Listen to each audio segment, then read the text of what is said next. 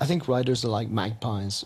We alight on shiny things and think, gosh, that sounds interesting and fascinating, and we store it away in our memories.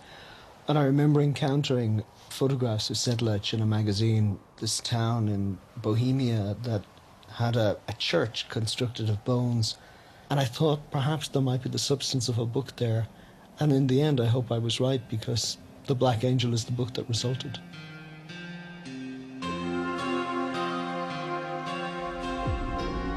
I leafed through the photographs.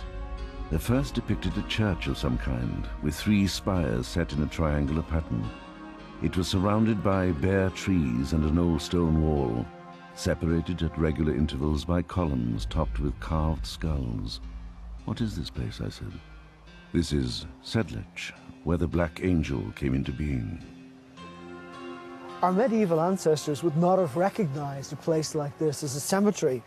They had no belief that they were going to be left to rest undisturbed when they died.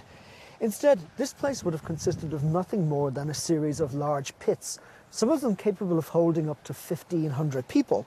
Now, the first thing one would have noticed was the sheer stink. It must have smelt to high heaven. The second thing one would have noticed was bones. Human remains would be stacked anywhere where there was space to put them. Against the cemetery walls, on the steps, in corners, in alcoves, everywhere there were bones. So that presented the monks here with a real problem: what to do with the human remains. At Sedlec, they came up with a particularly innovative solution to that problem.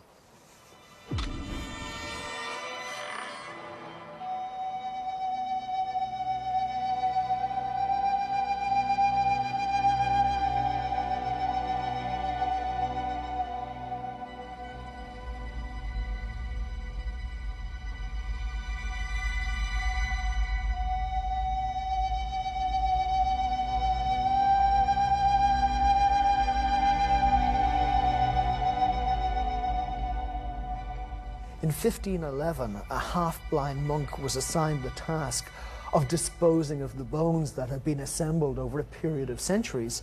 His solution was to create 6 of these freestanding bone pyramids.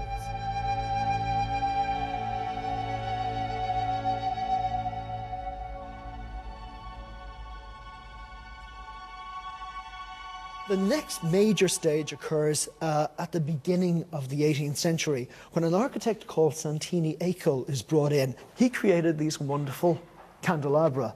You can see they're a pyramid shape. They're very deliberately designed to echo the pyramids, the bone pyramids that had been created earlier.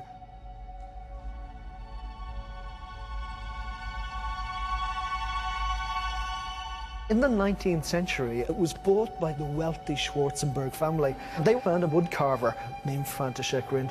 Turned out that Rindt had quite extraordinary imagination, and he was given free rein to indulge it in this ossuary. The first thing that he did was to completely redecorate the ossuary. So when we look up, we see these wonderful garlands of skulls, these hanging bones.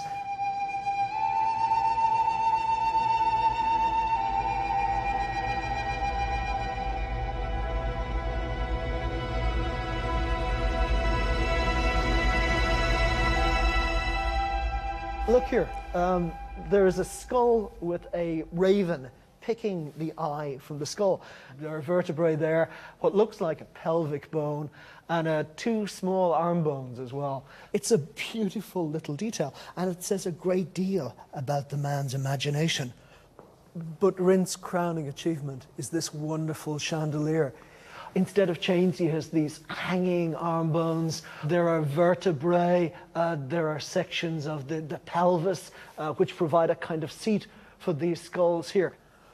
This is reputed to contain a sample of every bone in the human body. He turned his attention to the skulls. I noticed that he handled them delicately, almost respectfully, as though fearing to commit some desecration on the remains.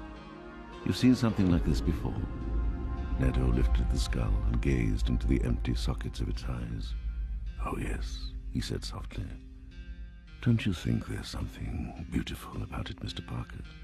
Don't you find edifying the idea that someone would take bones and use them to create a piece of art?" "No," I said. "I've met people before who try to make art out of bone and blood. I didn't much care for them. On one level, it seems macabre that human remains could be reduced to this.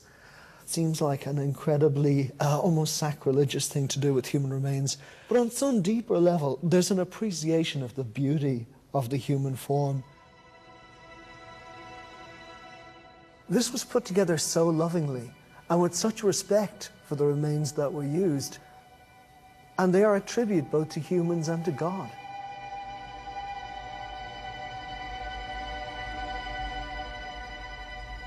There is a beauty here